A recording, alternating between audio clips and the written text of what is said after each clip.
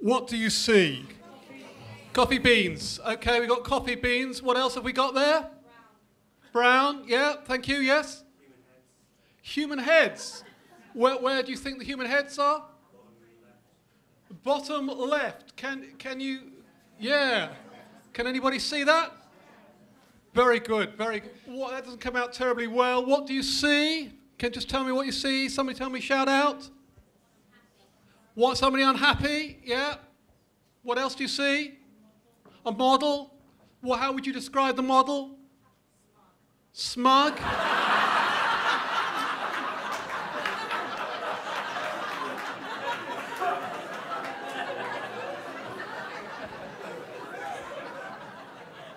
I thought you were going to say glamorous. Smug. Okay, the other one's unhappy. How can you see the sort of anything else about the one on the left? Crying. Yeah, anything else?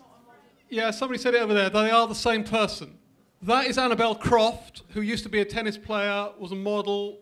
She did a project for the BBC of sleeping out homeless, sleeping rough for about 5 nights or so. And that photo was on the left was taken.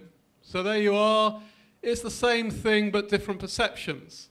So what do you see in a curriculum? Is that what you see when you think of the word curriculum? Do you see lots of boxes and subjects parcelled up, and whoever has that job in your school, deputy or assistant, of making them all fit together? Or do you see, when you think about a curriculum, do you see this? Is that what you see? Which is something very different, those different attributes to do with skills and competencies. And can the two fit together? Working in teams, knowing how to research, managing relationships. Is that what the curriculum should be about? Does anybody recognise those logos? And the one on the left is the National Curriculum logo from around about 2000. And it's sort of at one level, I thought that was quite sort of almost as it Freudian, you might say, because it sort of is about almost the curriculum in little blocks, isn't it?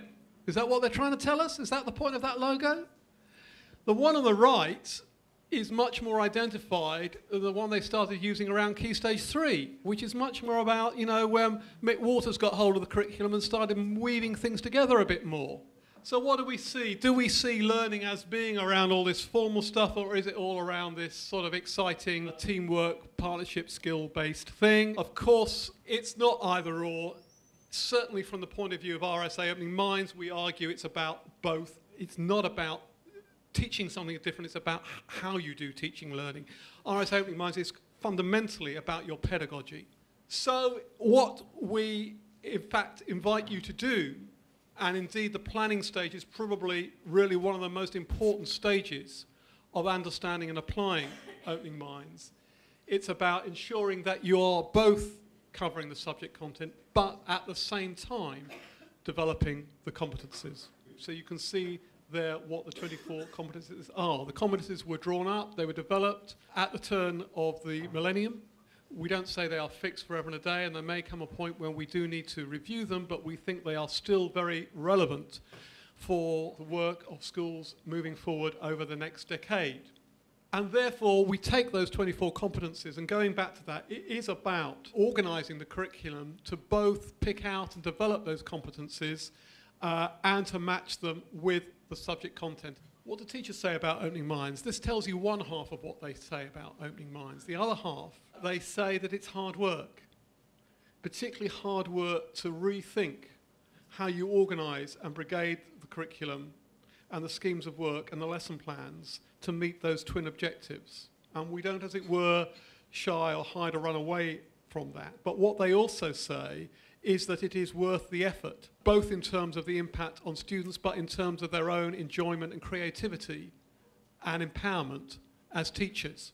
And it is worth that effort. And those are words that came out of, that Wordle, as it is known, came out of an independent review that we had of Opening Minds, and sort of that encapsulates a lot of the views and thoughts that teachers had. They also say this: what is the impact? Building confidence in students, student engagement, enjoyment of learning, teacher-student relationships, often teachers being with students for longer periods of time than they might otherwise be.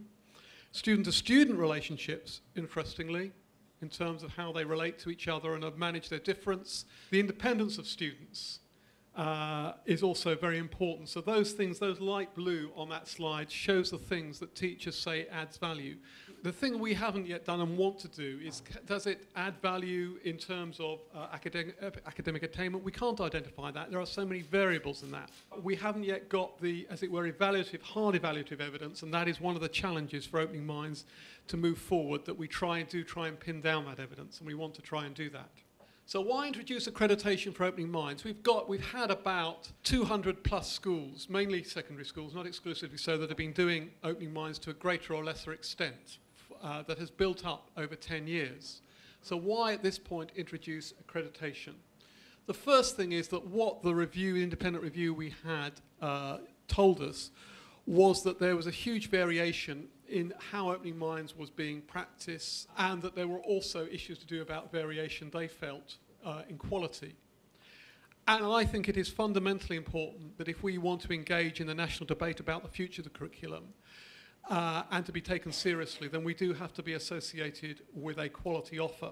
And the second reason, however, is this, that mostly, although there are Opening Minds practitioners who have been around and looked and visited other schools, mostly we've had each school doing its own thing. The learning, there has been a huge amount of creativity about how Opening Minds has developed, which has been one of the exciting things about it.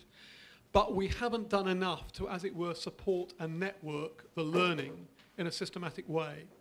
And therefore there is a very strong, if you like, educational core purpose about accreditation. It's about being able to improve what we're doing as practitioners with each other and for each other, and to support each other in the improvement. Essentially, it's not about one size fits all. It's about particularly understanding a school's context. What we are looking at with the accreditation process, we focus on these issues. First of all, a school's overall standing and context. By overall standing, we mean really the Ofsted assessment. We don't say that because that Ofsted assessment is a bar in any way to accreditation, but if a school is in a category, special measures or notice to improve, we need to be assured that Opening Minds is part of the route to improvement and isn't just being done as some sort of sideways little add-on. Actually, that Opening Minds is integral to what the school is about, and we look at the context as well. Secondly, whether Opening Minds is integral to a school's development. Nothing really goes anywhere in any school, in my long experience, unless the head teacher and leadership team is behind it and supporting it. And therefore, we look at the development plan, we will go and talk to the leadership team. We then look at how a school is practicing Opening Minds, and to understand what they're doing, and we also look at, we do some lesson observation, we talk to students about their experience and their feedback, and particularly how assessment into competencies is tracked and progressed. Because some of these skills are softer skills doesn't mean to say that we opt out of also looking at making sure that we are rigorous, that students are making progress in the development of the competencies. The accreditation is done by schools, for schools. It is very much a schools-based model. We don't have a group of roving consultants or inspectors or anything like that. It is done by teachers who are themselves practicing Opening Minds. And they are based in 7 training schools, schools that were themselves assessed last autumn. You can see where they are based around the country. How does accreditation work? Well, essentially we have 2 routes. We have a short route or a expedited route for schools that are already involved and engaged with Opening Minds, which involves an assessment visit. It's very developmental in nature, supportive, with feedback provided formally, followed by then another visit to see if the issues that were being mentioned in the developmental stage, depending upon what they were, have been addressed. We may say in that initial visit that actually a school maybe have been practicing Opening Minds, but we still think there's quite a lot of developmental work to do. And we think that actually there needs to be a bit more support and development before they're ready for accreditation. So there might be what we call a full route to moving towards accreditation. Our ambition is that every school that comes to us is accredited, and we support you to get you to that place. At the moment, or hitherto, a lot of schools, when they've introduced Opening Minds, have had to sort of really do it on their own. They've had very little help. They may have gone and seen other places. We're now providing a much more supportive environment. So there is a website, there is a guide, there are resources. Accreditation also brings 3 professional development training days each year, which in itself, if you think about what the cost of professional development courses often are, we think is excellent and full value in itself. This is about, accreditation is about improving, as it were, the curriculum and educational offer and upping the support that we give you as practitioners.